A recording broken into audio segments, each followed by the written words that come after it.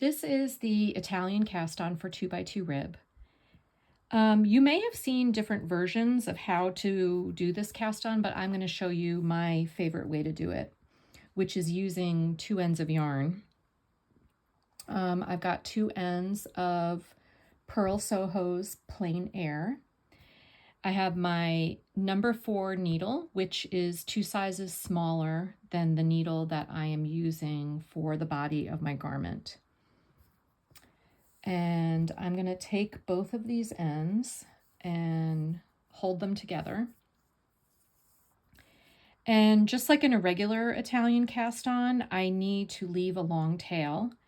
But since I'm using 2 ends of yarn together, I only need a tail long enough for half the number of stitches that I need to cast on.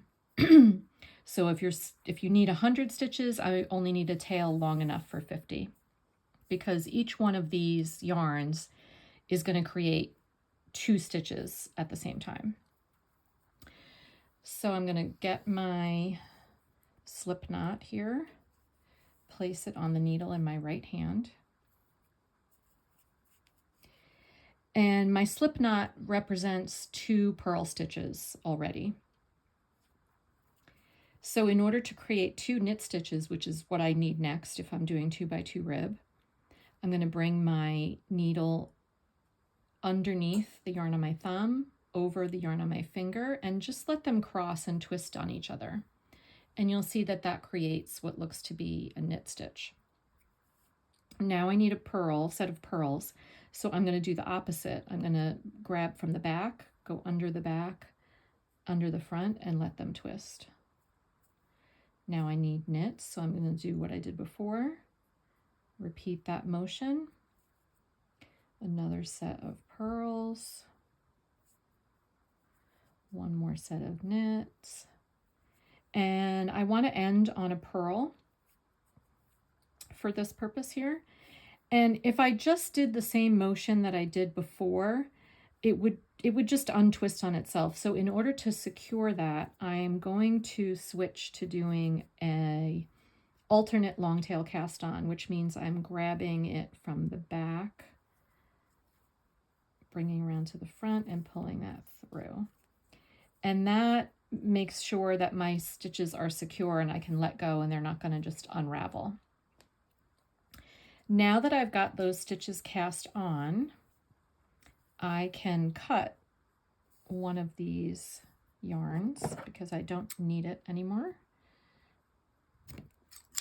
The only drawback to this cast on is that you have one more yarn to weave in at the end, but that's okay.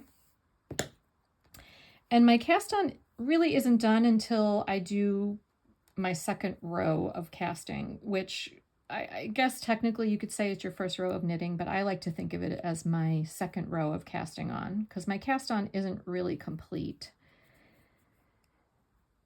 And that is because you'll see my knit stitches are not on the needle properly.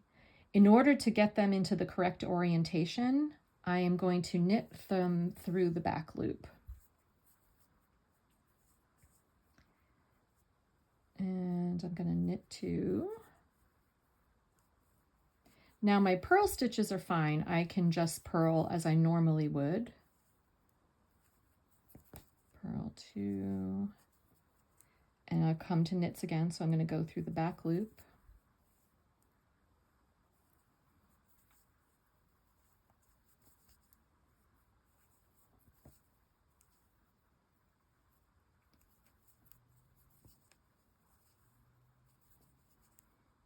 Almost there.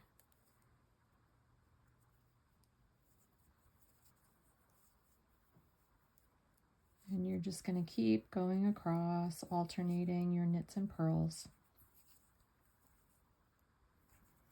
Okay, now my last 2 stitches are knits. However, they were created with my slip knot, so they are already on the needle the correct way. So my last 2, I'm going to go in through the front loop as I normally would to knit, and just knit those. Whoops. And now that completes the cast on. And I'm ready to do my first row of actual knitting in 2x2 rib. So I'm going to switch to my larger needle and just work in my pattern that's already been established. I'm starting with 2 purls and I'm ending with 2 purls. And that's it. That's all there is to that cast on. And it creates this really nice invisible edge for your 2x2 rib.